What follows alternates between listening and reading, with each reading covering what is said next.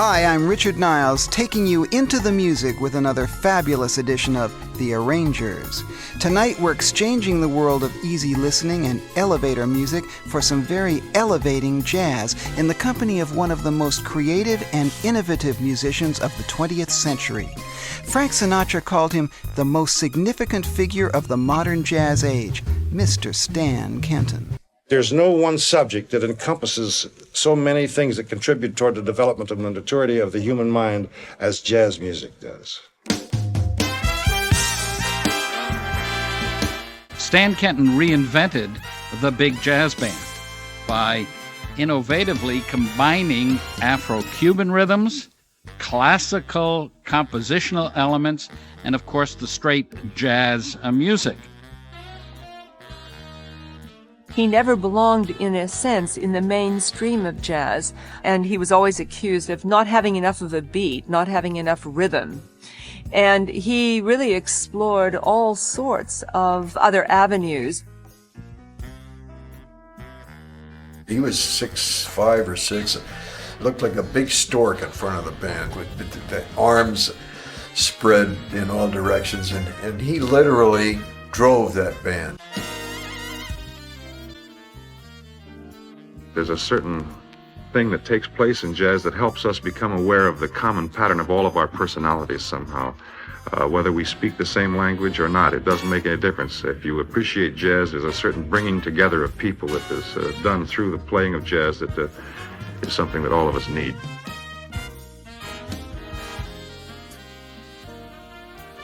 He left trails of beauty and trails of devastation, as many people who are, I think, very gifted do.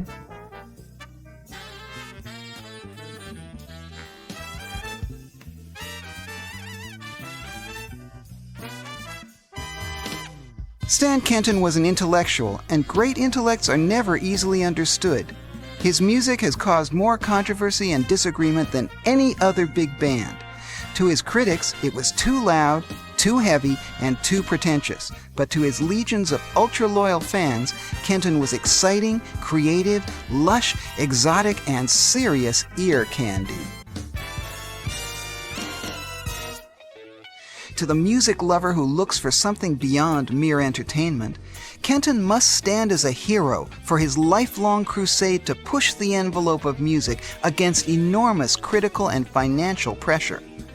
He called his music progressive jazz, which literally meant that he wanted music to progress, to move forward into uncharted territory. In many ways, Kenton was a development of Duke Ellington's innovative music. But although he appreciated the jazz greats who had gone before him, Kenton saw no point in copying them. Not only did he change the sound of big band jazz with his own compositions and arrangements, but he unselfishly introduced many other talented composers to the world. Most artists find a style and spend their lives developing it, but in the course of a long and hectic career, Kenton reinvented himself and his band more than your average chameleon. So, where did it all begin for a man just as full of energy as he was of ambition? We have a very interesting family line on his side. Stan's daughter is author LESLIE KENTON. It goes back to a man named Simon Kenton, who was Daniel Boone's best friend in the United States, and who was an Indian tracker who left home at the age of 17 and had an extraordinary life. He actually ran the gauntlet, which is where you run through these Indian braves that are actually beating you and sticking you with knives and so forth 7 times. And of course, very seldom did anyone succeed in running the gauntlet even once. I think that my father's vitality comes from a lot of that inheritance. I mean, he was born in Kansas, a farm boy, uneducated, educated. He claimed he became a musician because he couldn't play basketball well enough. And he had a mother that was very adoring of him and taught him to play piano and pushed him like mad. I think my father always had a sense of inadequacy. He was very tall. He was almost 6'5". He had huge hands, twice the size of ordinary hands. He was rather gawky. He was charming in the way Jimmy Stewart was charming. I mean, everyone adored him. And I think he needed desperately to make a mark for himself and to find his own language with his music and with the way he lived. Well, I think my love affair with jazz came with my beginning of my love for music. My mother was a piano teacher, and she tried to start me at the piano when I was 10 years old, and it, of course, was a failure. Then again when I was about 12, and that failed too. And when I was 14 years old, I was down at one of the southern beach cities on the southern coast of California, and I heard a band playing some music. And I ran around asking everybody what kind of music that was, because it moved me very deeply. And they said that it was jazz music. So I went home, and I told my mother I wanted to start studying the piano again. And she said, well, if you do, you're not studying from me, you study from someone else. So she farmed me out to a very rigid friend of hers, and this woman wouldn't let me get by with any tricks, no faking, such as I had tried to do with my mother. So that really was my beginning of my love for jazz. My father was very insistent about what music I was allowed to listen to. I could listen to anything 20th century, and I loved Stravinsky, and I loved Schoenberg and Bartók, but I was not allowed to listen to 19th century or 18th century music because my father had the idea that it was, not of this era and therefore, irrelevant to now. And my father and I both loved to listen to music very loudly, and my mother didn't like that. So whenever my mother was out of the house, he and I would turn things up so that the windows shook. He used to sometimes awaken me in the middle of the night and ask me to come downstairs to the piano room while he would play some of this wonderful piano music. He was very shy about performing on his own at the piano. He studied music very seriously. He knew Stravinsky. Stravinsky liked him very much. He studied with a friend of Stravinsky, and he took all this very, very seriously. He was always seeking to create some new form of music.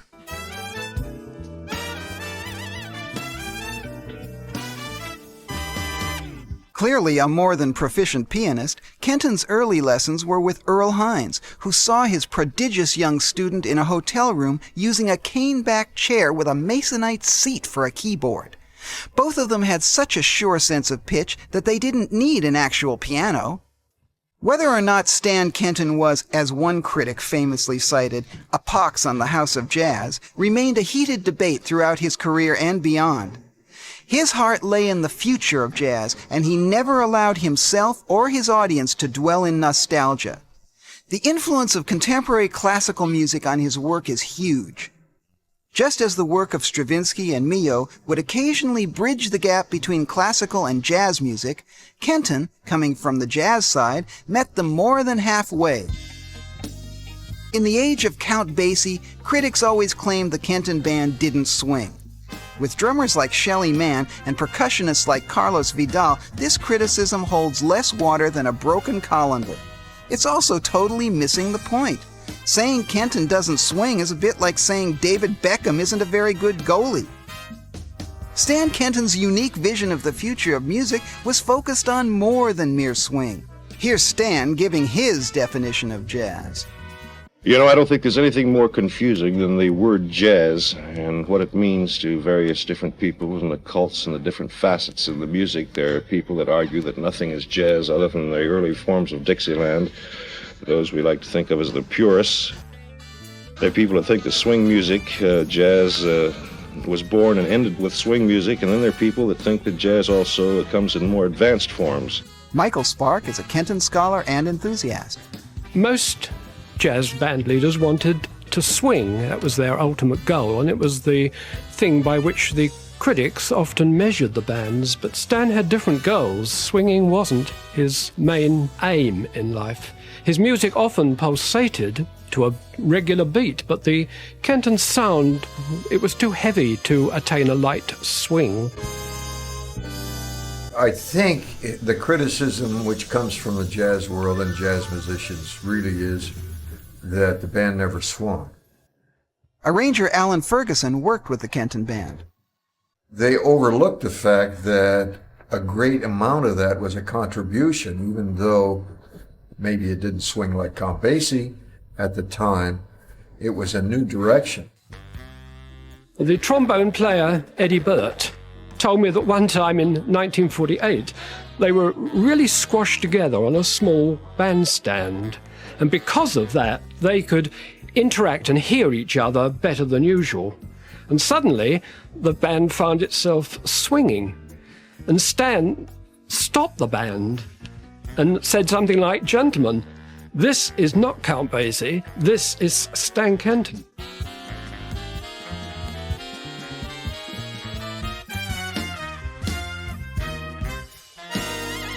The form of swing music was already in the ballrooms.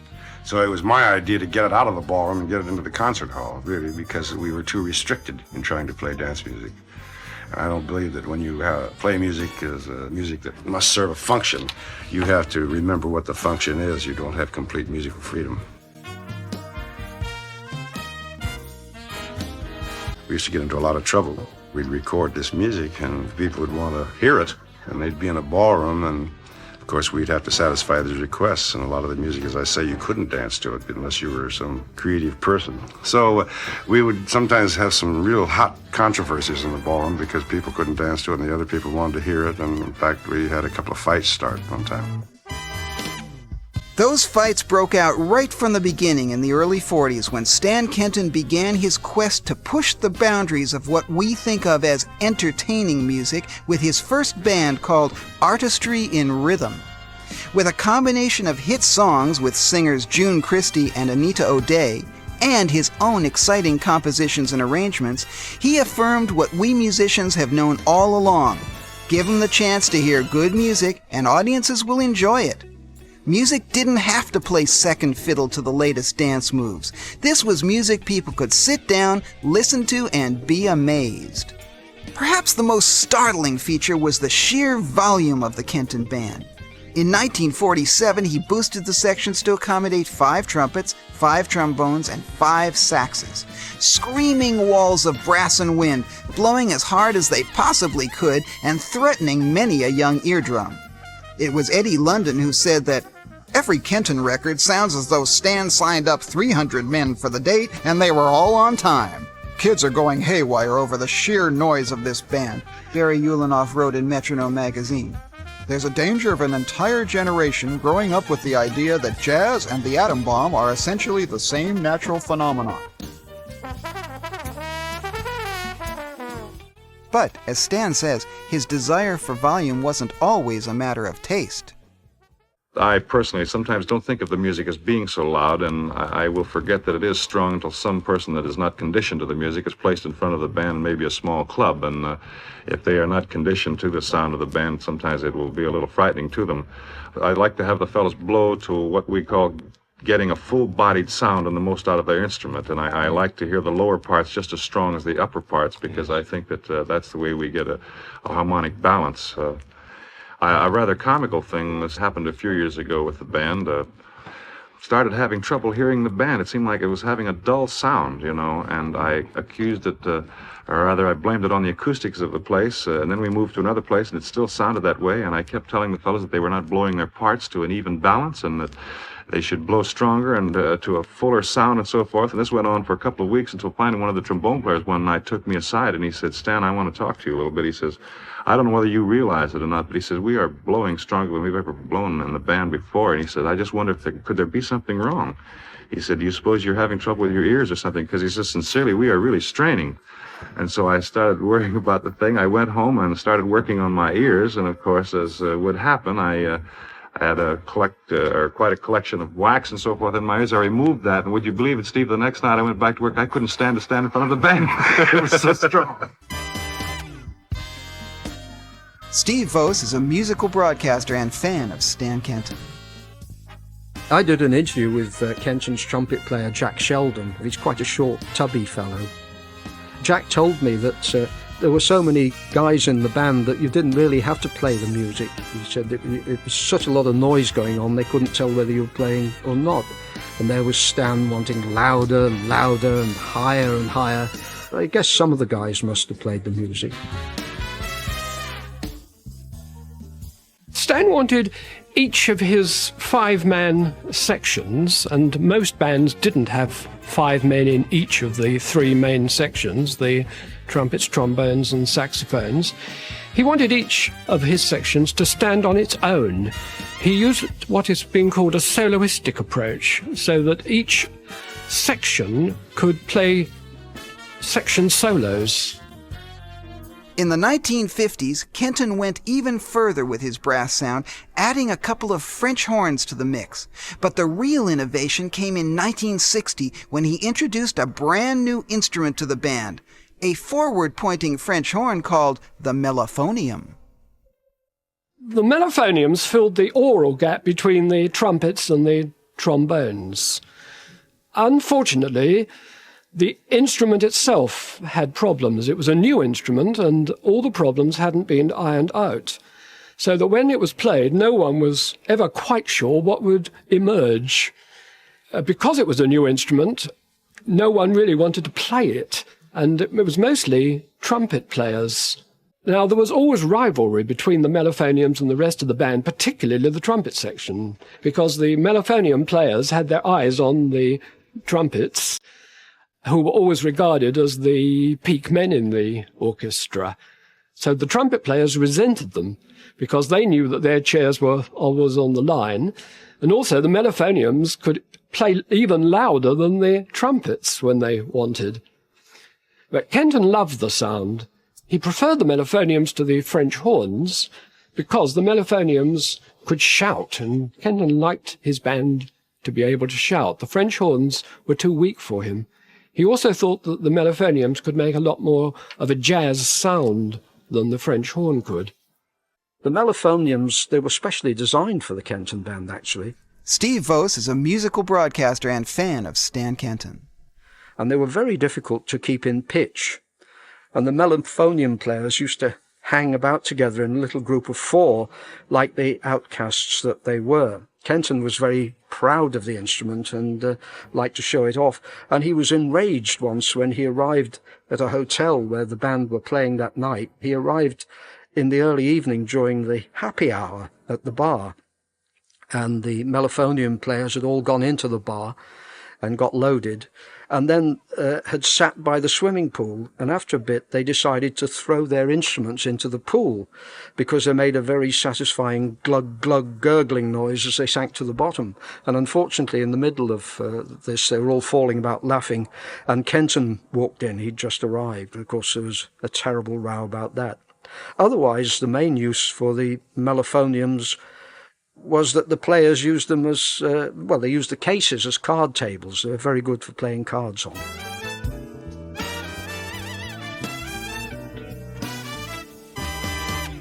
An iconoclast of the highest order, Stan Kenton always looked to the future. He'd often urge his band members, who included Stan Getz, Maynard Ferguson, Lee Konitz, and Shorty Rogers, to never look back. It's lost energy. He hated nostalgia, and this explains his refusal to play requests from his back catalog. Admittedly, there were a few obvious exceptions. Artistry and Rhythm has classical elements, has movie elements to it. It was a blend of sounds which he had heard, and for years it was always referred to as theme or closing theme, opening theme, production on theme. But in reality, they finally named it because the sobriquet on the band was Stan Kenton and his Artistry and Rhythm. Anthony Agostinelli is the author of Stan Kenton, The Many Musical Moods of His Orchestras. It has elements of a classical piece. It has elements of a 20th century romantic piece. It has elements of swing when the whole band comes roaring in with the swing section. And it has been created to give a full range of sound? Well, there's been a lot of talk, as you may know, that it was very similar to a theme from Ravel's Daphnis and Chloe. He always denied that there was any connection between the two at all. Kenton's Artistry and Rhythm became the signature tune, in the late 40s. It's always good to hear, never gets boring, has some lovely solos on the various recordings of it, and even when challenged later on, Kenton was enraged to think that anybody might think he'd borrowed it from somebody else. But I'll bet Maurice Ravel is rolling in his grave in time to Afro-Cuban music. Artistry and Rhythm may well have hinted at Kenton's fondness for Afro-Cuban music, but it was just the tip of the iceberg. Latin America was a great source of inspiration for the future of jazz. There are many cultures rhythmically around the world that have surpassed the Americans' approach to rhythm to such an extent that we are all involved in the experimentation of different time signatures because I think that music needs it, especially jazz. Well, the Peanut Vendor has quite a story behind it. I had always been fond of the melody of the Peanut Vendor, and so I carefully thought out how it should be orchestrated and arranged, what ideas should be used. And we made the Peanut Vendor, and I remember the musicians and my manager and I sitting around and having a drink and kind of celebrating this hit record that we had made, and it came out just as I wanted it. And would you believe me, the record came out about 2 or 3 months later, and it didn't do anything. But I found that after a year or two, then the thing started gaining in popularity, and over the years it's been one of our best-selling records, but it certainly didn't do anything for anybody when it was first released. Peanut Vendor was a head arrangement which Stan brought into the studio, and they worked it out from there. He knew that he wanted a trombone solo to start it, and Milt Bernhardt played the theme on trombone. And then over a period of weeks, the trumpets worked out their sections. Later on, it always featured a Kenton piano solo, and it built up and became one of his biggest hits. It wasn't an overnight success, but it built up over the years, like a lot of the Kenton music. Stan Kenton's music was the product of an immensely complex personality, a blend of probing intellect, artistic dedication, and humor. A very kind man who consistently put art above commerce, Stan just had to keep moving forward like a creative shark in the musical waters to satisfy his insatiable curiosity. He confided to his friends, "If I'd stayed with Artistry and Rhythm and not moved so quickly into another phase, we could have had the biggest commercial success of any band the country has ever known, and I probably would have been a millionaire many times over. I also would have been bored out of my skull and no doubt ended up on some pillow farm somewhere high atop the Hollywood Hills." We can reflect on the comments of British critic Jim Burns. "As the years roll on," he said, "Kenton will be seen more and more as having been rather like a man living in the middle of a lake. He could still get to the mainland for his supplies, but once back on the rock, he tended to live his own life." I think I would like him to be remembered as a phenomenon, a unique, vital, dynamic, complex man who never really fulfilled himself, but in the process created a lot of wonderful music that has inspired and uplifted and brought energy and dynamism to many, many people's lives. Artistic thanks to Stan's very healthy daughter, Leslie Kenton. Innovative thanks to arranger Alan Ferguson. Progressive thanks to writers Anthony Agostinelli and Michael Spark, and broadcaster Steve Vos. And conceptual thanks to my neophonic producer, Elizabeth Clark. Next week, we raise a glass or three to one of the most humorous of all arrangers, the man behind Bugs Bunny, Daffy Duck, and Tweety Pie, the swinging Mr. Billy May. Meanwhile, I'm Richard Niles saying somewhere, somehow, there's a time for us. And it's right here on Radio...